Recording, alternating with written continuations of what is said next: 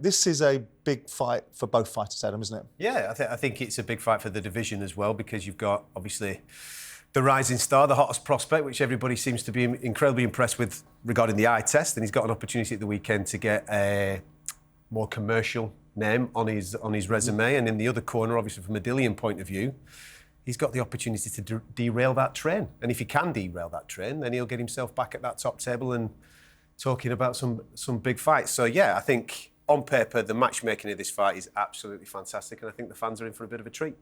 Are you surprised, Mark? I mean, have you spoken to Dillian recently? Well, we touched base a couple of days ago, I think, a week ago. Are you surprised he's taken this fight? I mean, what's the thinking? I mean, we're going to talk about Dillian later on in the show, but are you surprised in principle that he took this fight on, given what most people think Moses Itauma is doing to everybody, and the reasons why someone would be paired against him is predominantly for Moses' benefit? Yes, I really was surprised, to tell the truth, at first. And I never thought Dillian would take such a fight. But I had to give it another thought, that he's a fighting man, Dillian, and he's a man of a wealth of experience. He's an old dog. But it's still a dangerous fight. You know, Moses, the young lion, very articulate and technician in his work. He's got power and he's got life in his legs. And I'm not sure Dillian may be a wise old dog, and he is. Not maybe, he's a wise old dog. Sure. Trust me.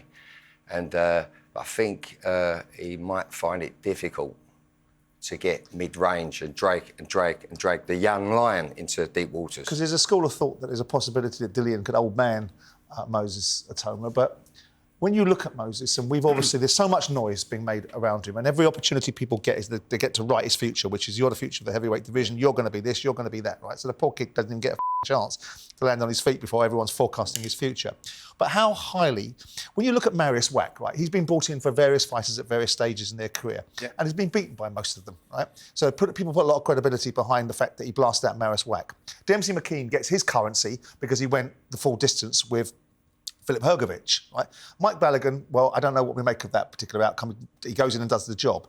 But when we look at Moses now, how highly can we rate him based upon what we've seen, given I've just listed off some of the opposition, and I'm not trying to diminish him, I'm excited by Moses like everyone else is. But how highly can we rate Moses based upon what the eye test has shown us so far? And that's the key word that you just used there, eye test. Mark's far more qualified than me to obviously talk about the eye test of fighters over the years, because you've watched countless, mate. Now, for me watching him, he is moving like a super middleweight in the heavyweight division, which is absolutely frightening. His feet are beautifully placed, his hand speed is electric, and the way that he's setting things up and firing those shots, it's beautiful to watch. Listen, this is the perfect fight for Moses. Perfect. He's got a guy opposite him, as I said before, with a wealth of experience. He's got old man tricks up his sleeve. He's a real proper big man heavyweight, and Moses, in order for Moses to grow, he's only had 12 fights, Moses. You get me? So in order for Moses to grow, he needs mentality of the Dillian Whytes in front of him. The mentality. It's all about mentality. Being what? What do you mean by that? Well, when Moses throws and connects, the mentality from Dillian is going to be different to what Moses had felt before, unless he switches him off. Right. Simple as that. Yeah. Simple as that. Right. Then we will see, boxing people can see whether Moses is questioning himself and his work. We want to see that, though, don't we? Yes, absolutely. We want to see him think his way through the problem. We want to see that, and we have to see that. So are we saying that the mentality that Dillian Whyte, that we perceive Dillian Whyte to have had, which is an elite fighter that was mandatory for the world title for 2 or 3 years, it's fought at the best level, when we talk about who he's fought previously, which is Moses Itauma, that was brought in to do certain jobs for people and had a certain reputation, Dempsey McKean. So we're saying that Dillian Whyte's mentality, we perceive it to be, is of a championship fighter that's fought at those levels. But that's assuming that we've got the same Dillian Whyte in the ring that we had 2 or 3 years ago. Yeah, I believe, sorry, Adam. No, carry on. I believe, and I hope I'm wrong, because I've got a lot of love for Dillian, I believe Dillian Whyte is going to question himself when and if he gets gets hit by Moses. So, yeah, it's a great fight. When the fight was made, and I'd love your thoughts on it. When the fight was made, I genuinely thought that it was a cash out. I thought, he's obviously getting weighed in a few quid, Dillian, and I thought, right. He is, because Frank made the point the other day of saying he is. Right, so I thought, OK, the last 3 fights, with all due respect, he's looked a little bit slow, a little bit like he couldn't be bothered off the back of the Tyson Fury defeat. So I was worried that it was going to be a cash-out scenario. Looking at him last week with you guys, the shape that he's in, the way that he's talking very matter-of-fact. He knows what the challenge is ahead of him. He seems to have taken it incredibly seriously, which gets me excited for the fight on Saturday. And Mark can throw light on this. Let's cast our minds back to the Joseph... I know it's a long time ago, but to the Joseph Parker fight. Joseph Parker had quicker hands. He had better feet than Dillian. In the early parts of that fight, he was being asked some serious questions. Dillian outdogged him. And we're talking Joseph Parker. Look where he's at right now. That's the dog we need. That's the energy and the dog and the mentality we need, or Dillian needs, in order to get through and start to dominate Moses and, break his heart. He needs to break his heart. But the language that Dillian's using is very contrite language in terms of, I don't know whether he's playing a game. You know the personality. It might be a while ago that you worked together, but people evolve. They don't fundamentally change, do they? No. He talks in a language, and I saw it in the Tyson Fury press conference. When the moment Dillian walked into that press conference at Wembley Stadium, I knew he was going to lose that fight. I probably knew it anyway because of the levels of fighter, but even more so because Dillian was not in that press conference. He was nowhere near the sort of edge that I expected to hear from him. It was a Tyson Fury show. And he's now speaking about Moses Itauma in a way, this is Superman. This kid's superstar. Is that a game that he's playing with Moses Itauma, or is this a role that he's inhabiting? Or is this where Dillian thinks he is now? I believe he's connecting with the people, but also trying to climb in the head of Moses. I mean, he's putting him up on an even bigger pedestal, and if all else fails, he's got to beat against Superman. Is that what you think he's doing? No, because that doesn't exhibit the elite mentality that you've just told me he brings into the ring. No, I beg your pardon. I put that across, in the right way. But I believe, as I said before, Dillian's of a fighting mentality. He's a real fighting man. He will go out on his shield. But I hope and I pray he does it. I think... So do I, because it's a legacy for Dillian Whyte in terms of if he gets blasted out in 15 seconds or 2 rounds by Moses Itauma.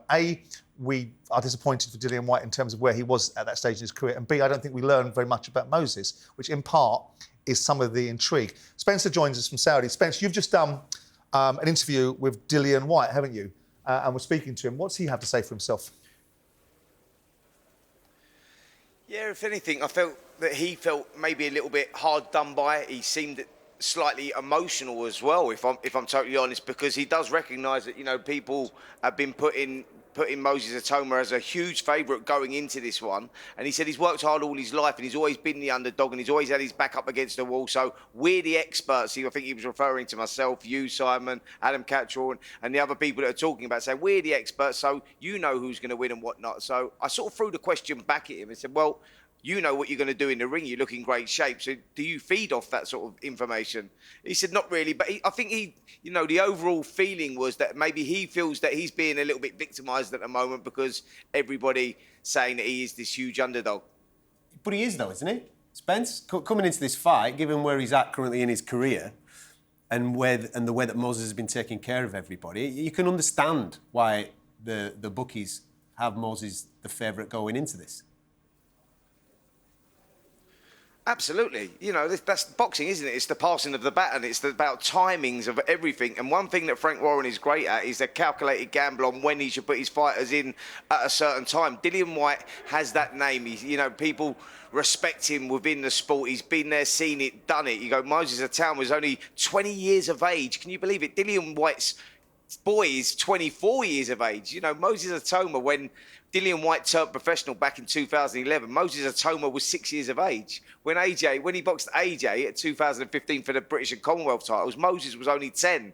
When you look at that, you go Dillian now finding himself as a big underdog. Moses should, be a big favourite, but it's always that not knowing whether this is another massive step up.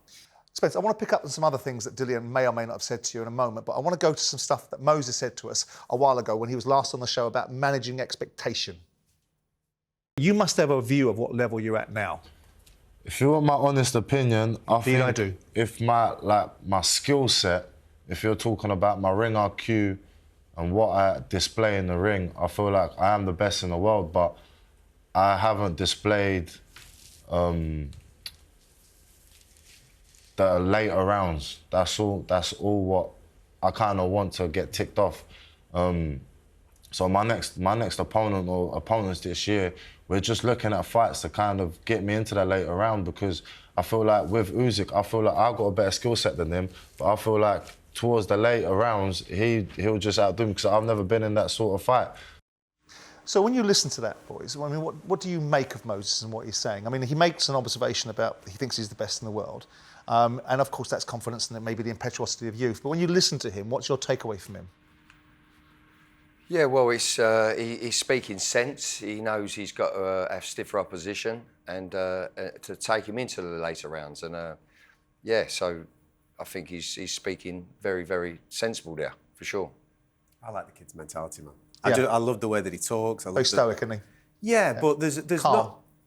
There's I mean, people might throw at it that him making them comparisons to Usyk. I think he has to. You know, Usyk's the top guy. He's the king of the division, isn't he? Yeah. And that's the person that you've got to be comparing yourself to. So if he's making that reference, then he's obviously got that inner confidence within himself. And it is confidence. It's not an arrogance thing. He's got to believe those. Of course. Got to believe those things. Yeah. He's a lovely kid. He comes across that way. A couple of years ago, he come up to our gym, and I had a couple of cruisers and an heavyweight there. And when I said who's coming up, he wanted to look for 6 rounds. All my little lot, they all crumbled. but listen, I said, oh yeah, boys, they've done 2 rounds with him each, and he's a quality. Francis brought him up, Francis Warren. Yeah. He is, I knew back then, special. Solid kid, yeah. Special, solid, and he speaks very, very well. Very calm, yeah, very balanced. Well. I mean, because he's listening to all the background noise. He's listening to every time he walks into a room, whichever hysterical presenter is that telling him he's going to be the next world champion. He listens to it, doesn't take much notice of it, says what he wants to say and leaves, which I think is the best way to go. Yeah. I tell you, we had on the show a few weeks ago was Duke McKenzie. Now, obviously, Duke's a freeweight world champion. We know what he knows what he's talking about, but he believes there's some significant areas in which Moses can improve. Let's have a listen to what Duke had to say. If I'm going to elaborate with Moses Itauma and say what I think he's doing right and what he's doing wrong, the one thing I think he does wrong, which he absolutely telegraphs, see when he starts to paw with his right hand, he's trying to set up the backhand, and he paws with his right hand, right, and he leaves it out there. To somebody like Dillian Whyte, that's an invitation to say, hit me on the chin. You can't... I wouldn't do it if I was him, because that jab's got to be like ramrod. He's got to be sticking it in his face and making sure that he knows what time it is. I don't think he won't be allowed that luxury to go and, they call it jousting or fencing or whatever they want to call it, when he sticks the right hand out and he starts doing all that sort of thing. Because Dillian Whyte will knock it out of the way and put a shot straight on him. So he's got to cut that out. I'd like to see a lot more head movement from Moses Itauma, because he doesn't move his head at all. Everything's based on power and reflex. Mark, when you listen to that as a trainer, I mean, do you think Duke's on the money? Do you think that he's making valid points, or do you think that ultimately there's some stuff there that Moses can benefit from, but it's not quite as detailed as it needs to be, or it's not as accurate as it could be? Duke's a fighting man, a boxing man. It's in his blood. But I understand what Moses is doing. He's measuring. If he paws or overreaches with a jab, anyone, he's asking for trouble. He's going to get countered. He's going to get countered by Dillian. He's running on everything. But I've not seen Moses myself overreach or pour any jabs with respect to Duke. But you have to measure, and you have to change heights with that lead hand in order to get what you want off and buy time and to have a look. So that's my view on it. But yeah, I think the really interesting thing that Duke just said there was the reflexes. This kid's reactions are absolutely extraordinary. Look at his last knockout. He was going backwards. Is that because the level of fighter that he's at amplifies his reactions and make him look better? Well, maybe. Well, yeah, maybe, exactly. Because, as he goes along, let's remind ourselves he's had 12 professional fights. Yep. Yeah, 12 professional fights, and I like the fact. Is that a big thing in the heavyweights though? Because you get Vasily Lomachenko that had 12 professional fights, and he was a world title winner. In 3 weight divisions, yeah. In 3 weight divisions. So is it a unique thing to say that about the heavyweights? He's only had 12 fights. When we say it in other divisions, and we're talking about people that won a world title already. I think it's more on his age. He's 20 years of age, isn't he? You know what I mean? And he hasn't had that massive, extensive amateur. I mean, we're talking about Lomachenko, who had 300 fights as an amateur, you know? That's what I was going to say there. But no, he's 20 years of age, and what are we talking about now? Sorry. We're talking about the level that he's at and the experience that he's got, and the fact that you mentioned he's only had 12 fights and we mustn't get carried away with it, and Duke's observations about his technical abilities and the things he needs to improve upon. Yeah. And then we talked about his reactions and how quick his reactions were. And I threw the question, was that based upon the opposition?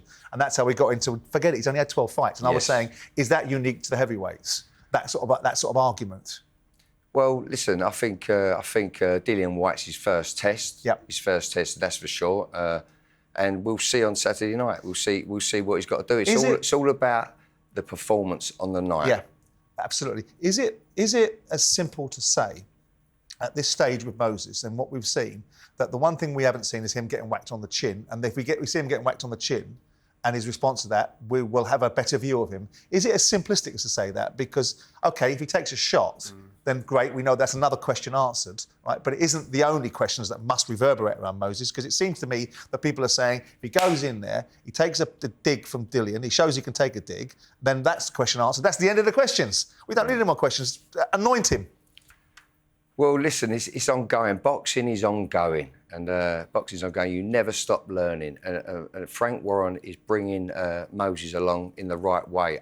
In the beginning, Moses wanted to be world champion at 20 years of age. Correct me if I'm wrong. Well, that was a lot of what, I mean, the media did that for him, didn't they? The media ran around going, he's got to beat Mike Tyson's record, he's got to beat Mike Tyson's record. Right. But it made me smile when I saw Moses' reaction, because he was pretty eager to do that.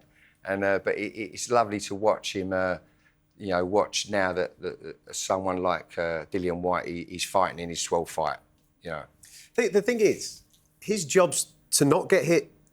Absolutely. You know, and I know that we're all crying out, I want to see what he looks like. But he's going to get hit at some some point, isn't he? Yeah, when he comes up against, you know... He's going to get hit at some point, and I got a little fight myself, Giorgio Vizioli. No one's hit him. O'Hara Davis caught him with a lovely backhand at the beginning. It was nice for me as his coach to see how he reacted. Now, I'm sure Ben Davison's, seen him. He can't dodge every shot in it, So he's going to get hit from time to time. So that's how you build a Moses Itauma and a Giorgio Vizioli. They've got to be built in the gym. Yeah. In the gym. Listen, he's just said it. Mark knows his onions, doesn't he? You know of what course I mean? he does. He will, at this moment in time, he will 100% have had harder spars than he has had fights. There's no doubt about that. Well,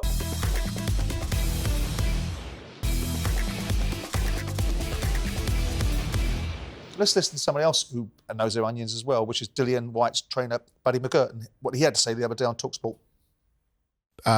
I think I saw that you said you haven't seen Moses box before and you don't watch your opponent's box. But I don't believe you, buddy. I don't believe you. I swear to you. I will not lie to you. Why? Why not? Because I understand when fighters say that, but I've never heard a trainer say it before. Because, how can I gotta try to find a nice way to put this. Without swearing. No, it's not even the swearing part.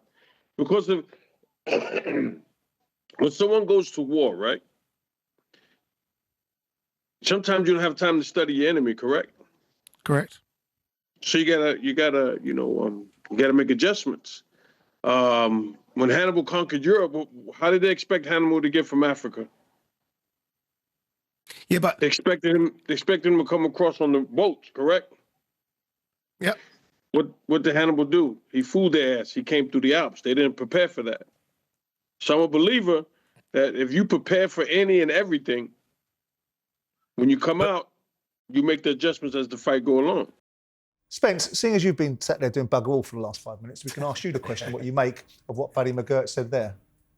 I think it's a strange assessment for a trainer to say that he's not studied the opponent. He was talking about, you know, when you go to war, you don't have time to study your opponent. Well, guess what? He has time to study his opponent before they go to war. So surely you would use that as your advantage. You know, Buddy McGirt is a former great fighter and a great trainer as well. But I think he's made a huge mistake there. Now, I asked Dillian that in an interview that I just done with him. Said, look, Buddy said he hadn't studied him, and you haven't watched him as well. He said, no, I've watched him. I've watched a lot of him. I know exactly what I'm going into. So don't worry, I think the eyeballs are definitely on there. Is it mind games that Buddy was just saying that, showing Moses Itauma no respects? Because I'm sure Buddy McGirt would have studied it. And I think Mark Tibbs, who you got in the studio there, could agree with me that, like, I think that any trainer that doesn't study his fighter's opponent is a stupid thing to do. When we're talking about Moses Itauma, the next superstar of the heavyweight division, the kid that has been dealing with everyone, and the sparring session stories that come out from when he was a 15-year-old kid,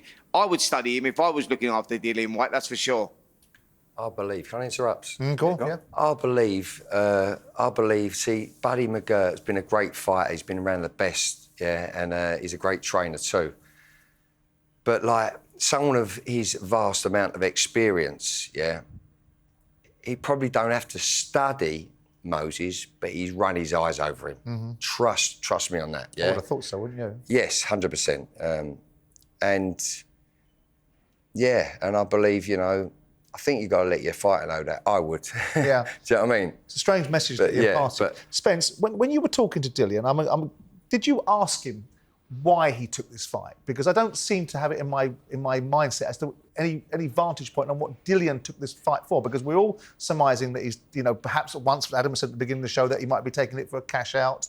Did you touch upon the subject as to why you're taking this fight, Dillian? I actually did, and I got a bizarre answer actually, because I actually asked him the question, are you taking this fight because of the opportunity that you get? Yes, he's a young kid coming through, but he's WBO #1 ranked. That puts him, if he wins this fight, puts Dillian in WBO #1. And with what's going on right now, Joseph Parker, obviously the interim champion, and if Alexander Usyk decides to relinquish that title, you could get Joseph Parker versus the #1 spot, which would be Dillian Whyte if he wins, for the world title. And he looked confused and said, I didn't even know that position was up for grabs. He said, no, I just took this fight because I saw it as the opportunity. So I don't know whether that's the payday or what, but he just said he never shied away from any fight. But I thought that they would have known, surely, that the WBO #1 spot was on the line as well. So it puts him straight back in the mix. Strange answer, Adam. That just adds to what I said earlier on then. The initial thought was, what was the bottom line on the dollars? Yeah. If the money was good, sound, they'll jump in there. And, but he does. We all know he's a fighting man, so he'll fight anybody. But he does look in great shape. I mean, I remember him when he got knocked out by Povetkin during COVID, and he came back, and I thought he was in a different condition there, and he dealt with Povetkin, didn't he? Yeah, he did. What does this tell you by the nature of the shape that he's in? I think he, like what Mark says, right? He, off the back of the Tyson Fury defeat, I don't know Dillian personally. Mark maybe can shed a little bit of light on this, but off the back of the Tyson Fury defeat, I think he was hurt by that mentally, and maybe he got to the top of the mountain. He'd been interim for such a long period of time and fallen short. And now the 3 fights off the back of that, I personally thought he looked a little bit slow, that he maybe was just plodding his way through the division a touch. And I anticipated when this fight was made that I might get to see that exact same version of Dillian Whyte coming in on Saturday night. This version of him looks absolutely bang up. He's taking it seriously. He's been in his training camp. Yeah, he's got himself in great shape. He looks absolutely bang up for it. And Mark will tell you, this is a proper fighting man. He is prepared to go out on his shield on Saturday night in the hope of trying to win the fight, of which, from a fight fan's point of view, is exactly what you want from your fighter. Yeah, I feel that, as I say, we touched base very briefly. While I was in America, we sent each other a couple of messages, and I was really made up for how I saw him. Yeah. I saw his face beaming, healthy, his weight, and all of that, and I was, I got behind him in myself, if you know what I'm saying. And not that I haven't before, but love to see him do it. But it's just you want the best version of him in the fight, don't you? That's what you want. We want to see a fresher Dillian Whyte. Yeah. A fresher energy, more energy. A There'll bit more energy. There'll be nothing better in this fight if Moses comes out, does Moses, pings him for 2 or 3 rounds, And then you stand up for the 4th round, and he's taking a bit of punishment, Dillian, but he's still there. Yeah. And he's like, right, come on then, we're having a fight, man. Let's go. Yeah, he'll be there. I mean, it's a reasonable assumption to say that Dillian might have had some of his best performances whilst working with you. So why did you two guys split?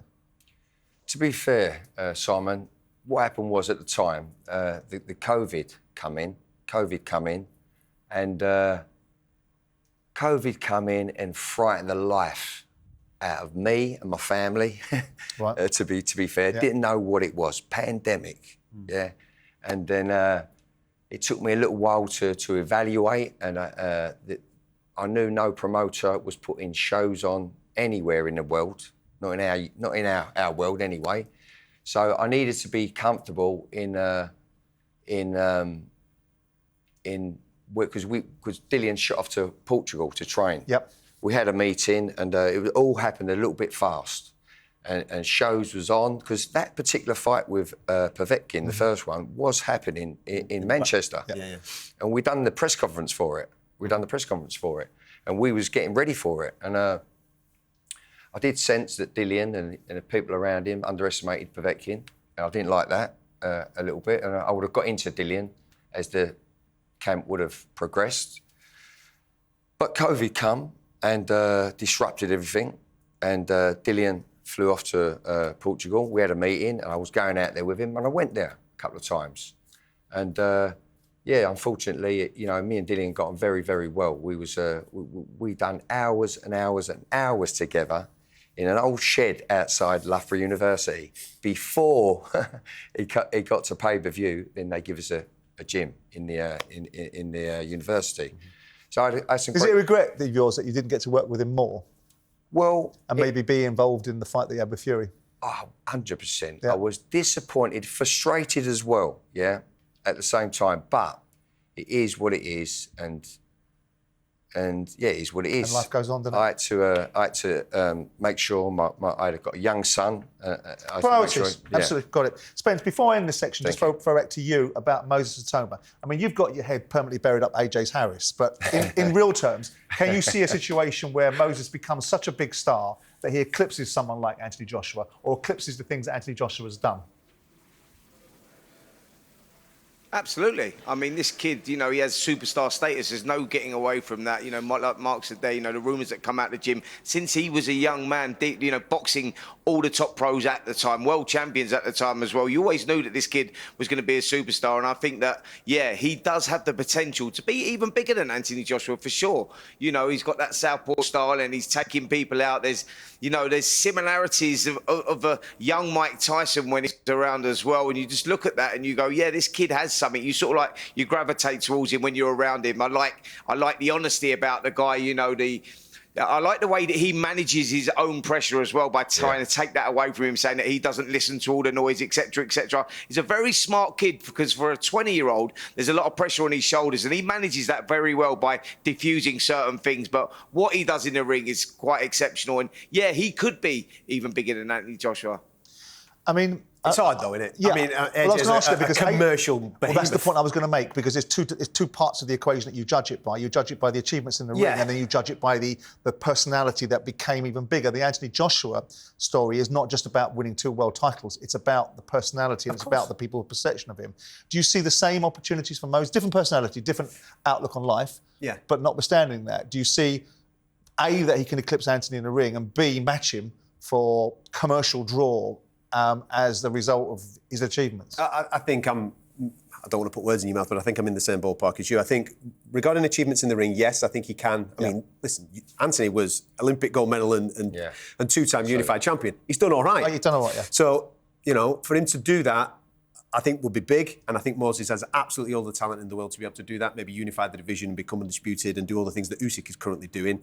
Regarding the commercial aspect of that, I mean, people bought into the AJ story. This is a kid that came to boxing late in his 2012 Olympics. all that, sort of you know what I mean? They bought into that, and then he becomes, and it was just the right timing of where Anthony's at right now. Can Moses do it? Yeah, I think he's still a young man. There's going to be more personality that comes out from him. We're going to learn a little bit more about him, and who knows, that could grow. But commercially, that's going to be a very difficult thing because AJ's right up there. Yeah, I agree with you, Adam. But listen, I think it's unfair to make comparisons. Yeah. And I think Moses can. His performances, you know, how he performs is our biggest star he's going to become. Yep. Yeah. And He needs dance partners as well, doesn't he? He needs dance partners as well. But listen, what if he deals with Usyk? What if he deals with Usyk? And he's dealt with all our guys, including AJ and, you know, all of our English guys. So let's hope, fingers crossed. Absolutely right. Could be a fascinating journey. And it's great to have another British heavyweight that's going to be so meaningful.